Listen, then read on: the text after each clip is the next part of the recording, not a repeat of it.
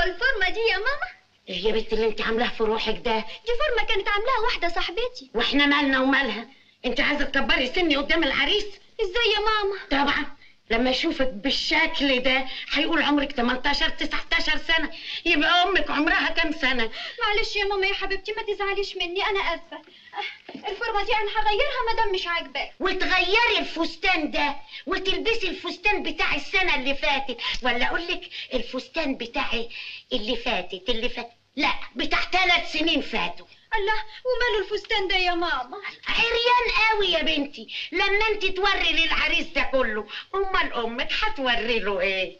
ايوه بس الفستان القديم قصير عليا. وماله يخليكي حلوه وصغيره ومزقططه وزي التلامذه، ويصغر سنك ويصغر سني انا جنب سنك.